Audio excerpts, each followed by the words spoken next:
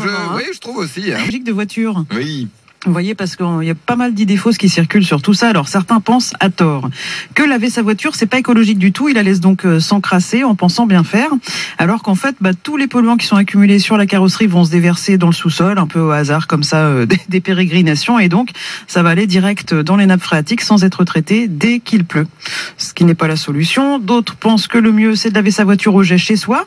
Alors ça, c'est vraiment le meilleur moyen de gaspiller de l'eau. 5 fois plus d'eau que dans une station de lavage. On utilise quand on lave sa voiture au jet chez soi.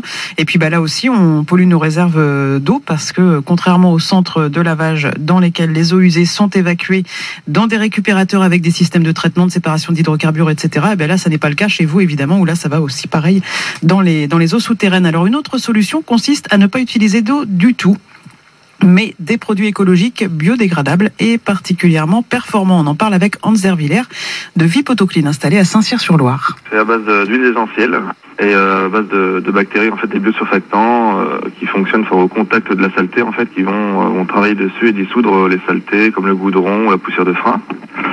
Dans certains produits, il y a de la cire de carnauba, donc c'est une cire qui vient d'Amérique du Sud. Donc c'est une cire qui est beaucoup plus dure par rapport à la cire d'abeille et qui est beaucoup plus efficace, qui est utilisée beaucoup pour tout ce qui est véhicules de collection, véhicules haut de gamme. Donc avec ces produits-là, vous n'avez plus besoin de Karcher, d'électricité, vous vaporisez le produit directement sur la carrosserie. Puis à l'aide d'un chiffon microfibre, vous essuyez et ça ramasse la saleté. Et vous avez un côté brillant, un côté miroir et un effet lustrant tout de suite derrière. La question qu'on a, mais est-ce que ça raye les véhicules? Moi, je l'ai fait sur mes propres véhicules, j'ai fait sur des petits véhicules comme des véhicules très haut de gamme et on n'a jamais eu aucun souci là-dessus. Et c'est beaucoup plus efficace qu'un nettoyage au Karcher où vous avez toujours un film routier qui est présent sur la carrosserie. Voilà, donc après vous pourrez passer le doigt, il n'y aura plus rien sur la carrosserie, juste la carrosserie.